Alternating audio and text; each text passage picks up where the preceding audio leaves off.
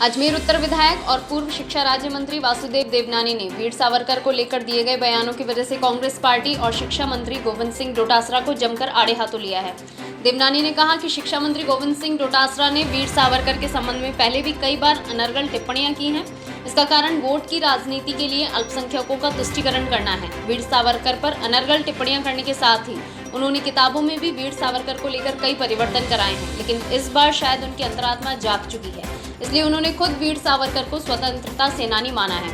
देवनानी ने कहा कि वीर सावरकर और स्वतंत्रता संग्राम के संबंध में शिक्षा मंत्री गोविंद सिंह डोटासरा का ज्ञान आधा अधूरा है, क्योंकि हिंदुत्व का विरोध करने वाली कांग्रेस पार्टी कभी भी सत्य को स्वीकार करना नहीं चाहती है, जबकि सुप्रीम कोर्ट भी हिंदुत्व को जीवन जीने की शैली बता चुका है। देवनानी ने कहा कि शिक्षा मंत्री को गहन अध्ययन के साथ ही अपना ज्ञान बढ़ाने की जरूरत है, तभी उन्हें पता चलेगा कि गांधी परिवार के अलावा भी कई राष्ट्रभक्तों ने आज़ादी की लड़ाई में अपना बलिदान दिया है। राष्ट्रीय स्वयंसेवक संघ सहित कई अन्य राष्ट्रवादी संगठनों ने भी आज़ादी की लड़ाई में सक्रिय योगदान देते हुए अपना कर्तव्य निभाया है, लेकिन कांग्रेस अल्पसंख्यकों के वोट हासिल करने के लिए हमेशा सत्य को नकारती आई है।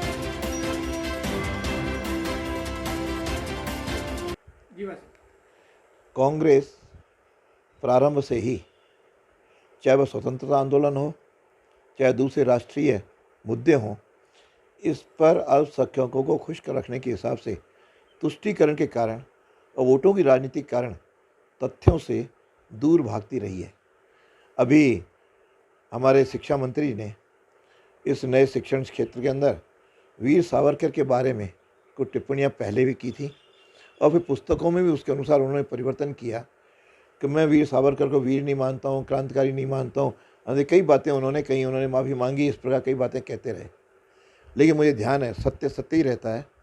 अब उनकी अंतरात्मा जगी और अंतरात्मा के हिसाब से उन्होंने स्वीकार किया कि वीर सावरकर ने स्वतंत्रता आंदोलन में भाग लिया और स्वतंत्रता आंदोलन में भाग के साथ उन्होंने ये भी कहा कि उस समय हिंदू राष्ट्र की जो बात उन्होंने कही थी उस समय अनुकूल वो सही थी। मैं समझता हूँ ये अंतरात्मा की उनकी आवाज़ होगी, लेकिन उन्होंने कभी भी इसे मन से स्वीकार नहीं किया कि वीर सावरकर ऐसे वीर थे जो कांग्रेस के पूरे वंशज, उनकी पूरी पीढ़ी में आज तक पैदा नहीं हुए। जिस प्रकार उनको जब फ्रांस से लाया जा रहा था, समुद्र में वो कूद गए और समुद्र कूद करके उन्होंने उसके तैराक से मीलों तैर करके वो लोग आए। इस प्रकार के काल कोठड़ी में रहे, इस प्रकार की वीरता के साथ अपमान करना शायद उनका स्वभाव रहा है, लेकिन अभी भी जो कुछ कहा है मैं समझता हूँ कि वह अध कचरा है, उनको ज्ञान उनका अधूरा है। यदि पूरा पढ़ते तो शायद हिंदुत्व के बारे में सही व्याख्या करते, क्यों सुप्रीम कोर्ट ने आज से कुछ समय पहले इस हिंदुत्व के बारे में पूरा एक वर्जन दिया है कि हिंदुत्व या हिंदुज़्म या हिंदुस्तान केवल एक संप्रदाय के साथ जुड़ा हुआ नहीं है, कोई पूजा पद्धति नहीं है, ये जीवन जीने की शैली है।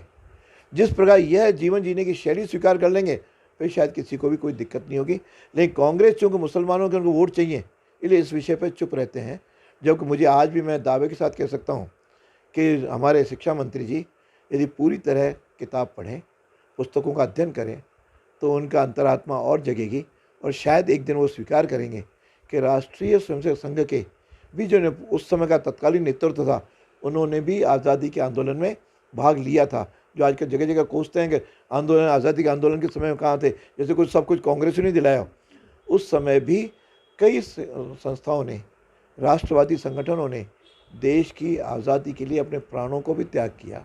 समस्याएं भी सही, जेलों में भी गए। तो वही स्थिति आज नहीं, मुझे लगता है कुछ समय के बाद वह भी इसको स्वीकार करने के लिए मजबूर होंगे।